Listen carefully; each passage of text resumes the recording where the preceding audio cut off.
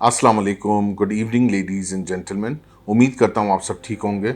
मैं फैसल ढेरी आपकी खिदमत में हाजिर हूँ एक नई एपिसोड के साथ जिसका नाम है mid week market recap by Foundation Securities, जहां हम डिस्कस करेंगे की performance takeaways of PSX from the beginning of this week. अगर हम परफॉर्मेंस लेवल पे निगाह डालें तो पीर वाले दिन के एसी 100 index opens at 125,672 index point के साथ, और आज वेडनेसडे के दिन it manages in subtle to conclude at 130,334 index point के साथ मजमूई तौर पे 4,700 पॉइंट का इजाफा देखा गया है इन द बेंचमार्क के एसी 100 index over the last 3 working days. अगर हम लिक्विडिटी फैक्टर पर निगाह डालें तो पीर वाले दिन के एसी 100 इंडेक्स में मजमूई तौर पर 258 मिलियन शेयर्स का काम देखा गया, फॉलोड बाय ट्यूसडे वाले दिन 336 मिलियन शेयर्स का काम देखा गया, और आज वेडनेसडे वाले दिन 356 मिलियन शेयर्स का मजमूई तौर पर काम देखा गया, up by 2% on day basis. जैसे कि मार्केट का रुझान रहा, हमने देखा कि पीर वाले दिन ईयर एंड क्लोजिंग रही जो कि ऑल टाइम रिकॉर्ड हाई रहा हिस्टोरिकली, जिसमें KSE 100 इंडेक्स ने मजमूई तौर पे 55% का इजाफा दिया है ईयर ऑन ईयर रिटर्न। और अगर हम ओवरऑल बात करें तो ये रिटर्न बड़ा फिनोमिनल रहा compare to other asset class. और लाइकवाइज अगर हम देखें तो जून के बाद से, क्योंकि बजट भी अप्रूव हो गया, नया फर्स्ट ईयर फिस्कल ईयर से स्टार्ट हुआ 1 जुलाई से, तो होपफुली फंड्स का ट्रांसफर आएगा from the fix income to the equities due to the taxation impact in the recent budget.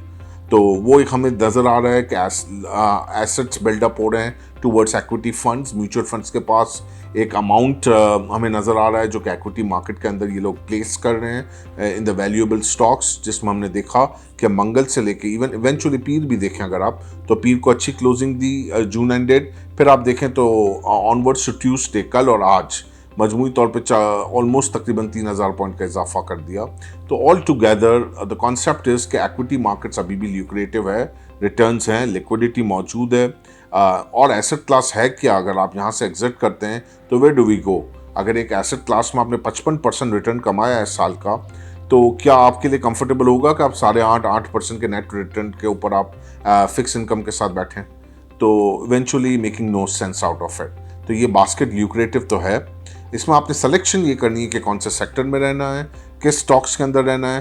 तो एडवाइजेबल यही है कि इस वक्त with this kind of high level market का बहुत पीक आउट है, इसमें थोड़ी बहुत वॉलेटिलिटी रह सकती है, करेक्शन फेज भी आ सकता है, which is good for the market health.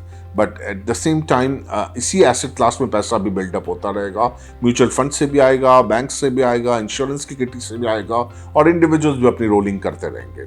तो कॉन्सेप्ट ये रखना चाहिए कि इस वक्त हमें जो सेक्टर्स पे आय रखनी चाहिए या उसको बिल्डअप करना चाहिए अपने पोर्टफोलियो के अंदर, वो है हाई डिविडेंड यील्ड स्टॉक्स जिनके रिजल्ट्स ड्यू हैं।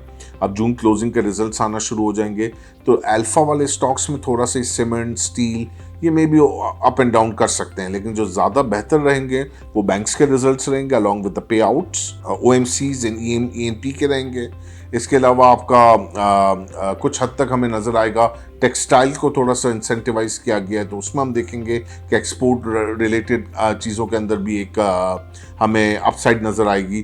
तो साइड बोर्ड्स में भी कुछ चीज़ें हैं जो सेक्टोरल इम्पैक्ट करेंगी, तो उनको भी लॉन्ग टर्म के पॉइंट ऑफ व्यू से, जैसे फार्मास्यूटिकल स्टॉक्स हैं, उनको लिया जा सकता है अगर उनमें हमें सब्सटेंशियल टॉप लाइन ग्रोथ नज़र आ रही है कुछ पर्टिकुलर स्टॉक्स के अंदर, तो वो तमाम लाइमलाइट में होंगे। जैसे आज हमने देखा कि सर्ल के अंदर भी बहुत अच्छी वैल्यू बाइंग हुई, इसके बाद हम ग्लेक्सो में देख सकते हैं, एबट में देख सकते हैं। तो ये वैल्यू स्टॉक्स अगर कोई पोर्टफोलियो में अपने रखता है, इवेंचुअली एक अच्छा गेन दे सकते हैं। साथ ही साथ बैंक्स में अगर आप देखें तो नेशनल बैंक है, हबीब बैंक है, कंपेयर टू अदर बैंक्स ये अभी भी डिस्काउंट पे हैं। लाइकवाइज मीज़ान, MCB, UBL तो अपने पार पे आ चुके हैं, लेकिन अगर इन पे देखें तो जो मीज़ान, MCB और UBL भी रखने वाले हैं, वो भी हाई डिविडेंड की वजह से अपने पोर्टफोलियो का उसको हिस्सा बनाते हैं।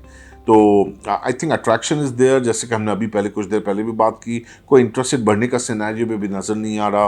पॉलिटिकल टर्मोइल भी is very much settled, this is very much settled. तो I don't find any hindrance, economically भी, IMF पाथ भी, all roads are very much clear. कोई ऐसा अनफोर्सिंग सिचुएशन आ जाए तो एक अलग बात है, ग्राउंड के ऊपर इस तरह का कोई हर्डल अभी अपकमिंग डेज में कुछ बहुत जल्दी या शॉर्ट लिव्ड नज़र नहीं आ रहा है। तो that is very good for the market health. और इसी के अंदर रहते हुए आई थिंक पोर्टफोलियो पे फोकस रखना चाहिए, हाई डिविडेंड यील्ड स्टॉक्स, और साथ ही साथ कुछ वैल्यू स्टॉक्स में अगर हमें अपॉर्चुनिटी मिलती रहे तो उसमें शॉर्ट टर्म प्ले कर सकते हैं।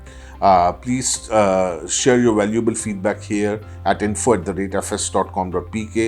Your valuable feedback is really important to us. Till then, I, Faisal Dhedi, signing off. Take very good care of yourself and your investment too. Have a pleasant evening. Goodbye.